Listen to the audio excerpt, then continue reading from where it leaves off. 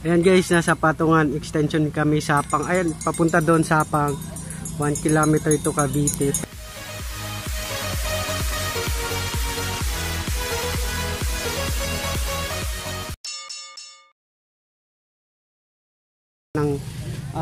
Ano ba yung kinain mo? Paris. Ayan, kumain siya ng Paris. Nakadalawang rice. Sa akin naman, sisig lang kasi hindi ako kumakain ng Paris. So, hindi ako nagbabaka. Ayan, ito yung pangalan ng kainan. Kusina Look. Look pala to. Sige, Kusina Look. So, meron na ako dito. Dito kami kumain kanina, guys.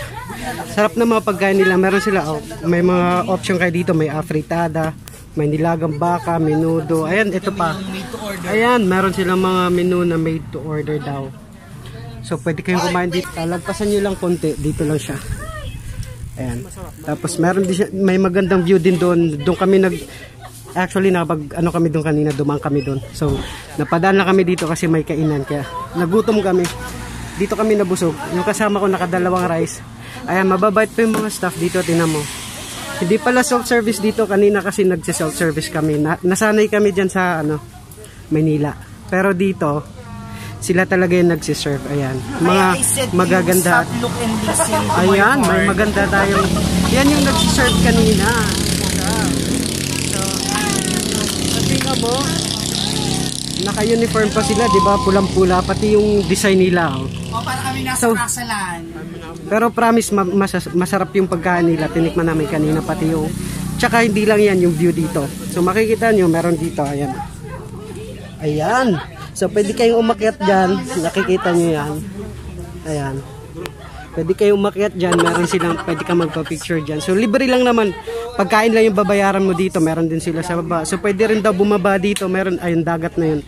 Pwede daw maligo dito. Sabi kanina nung nagbabantay. Sabi ni Kuya, nandito sila ngayon. So, wait lang dito. Ito pala yung ano kayo tawag dito? Pugad. Kala ko malaking kawali. Ay ito ay meron ding nagbabantay dito guys pag pag lulusot kayo dito. So hindi kayo pwedeng walang helmet o hindi nakasapatos, 'di ba Kuya? Kailangan nakasapatos pag nakamotor. Ayan, so ito sila yung nagbabantay dito. Kumain din sila dito kasi wait lang, madilim. Ayun, ito maliwanag, kitang-kita na. Ayan, tatlo sila. Ayan si Bergado. Ha? Bergado. Ayun. Baka gusto nilang makita yung mukha mo. Mamaya ipapalo ka nila sa Facebook o meron kang page. Tatlo sila. Ito naman isa si Kuya. Anong pangalan mo Kuya? Hatid. Ayun. Sila yung nagbabantay dito kanina. Ay kahit hanggang ngayon nagpapahinga lang sila kasi kumakain sila dito sabay sa amin. Kumain din kasi kami dito, so naabutan nila kami. And ito pang isa ayan, ito si Kuya, mabait, kinakausap ako kanina habang kumakain. Siya yung nagsabi sa akin na pwede palang bumaba dun sa yung tinuro ko sa inyo. So ayun guys, sila yung nagbabantay dito pag pupunta kayo dito. Mababait sila guys. Okay, so ito yung buong view ng kinainan namin. So, pag dito kayo banda kumain, dito kasi kami kumain banda. Ayan, kitang-kita yung view ng dagat doon. Kaso medyo mausok yung dagat. Hindi mo makikita yung bandang dulo doon. Meron daw doon bandang dulo. Anong dulo, pinakadulo nito doon? Bataan? Bataan. Ayun. Bataan daw pala to dito, guys. Kasi hindi natin makikita kasi medyo nagpa-fog ba to o usok mismo, hindi ko lang siya sure, pero yun basta lagpas lang ng Kaibiyang Tunnel dito. Ito yung kainan na makikita nyo to, may mga pula, ayan, mga design nila, style nila. So ayun, maraming salamat sa inyo. Ayan, thank you. Ayan, mga nagbabantay natin, maraming salamat po. Alis na po kami.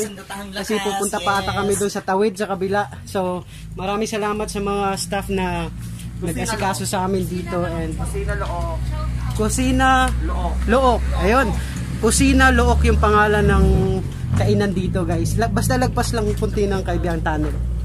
And yes, babay na muna. Alis na muna kami. Magra-ride ulit kami. Maghanap kami ng maliliguan doon sa baba.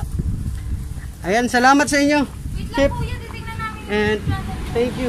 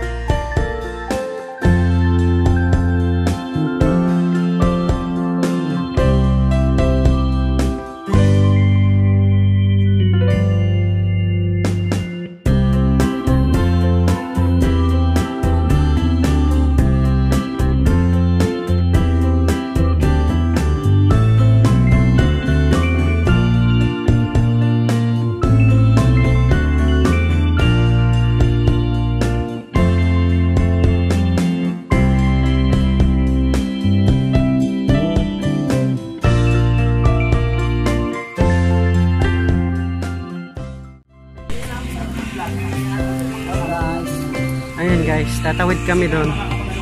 Pupunta kami White Sand.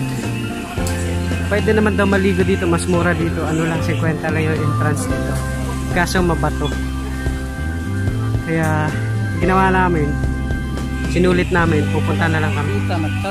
Sinulit na lang namin yung oras na nandito kami. Since nandito na lang, medyo malayo kasi yung layo. Malapit na sa Batangas. So yun, doon kami galing na din yung Kaibiyang Tane. Bumaba lang kami dito. Galing bundok. So yan, ganyan yung sasakyan namin mga papuntang White Sand. Doon yung White Sand pagka sa may ayun. Yan, doon banda yan. Medyo malayo siya pero kaya na rin puntahan. Yan, mamaya na lang ulit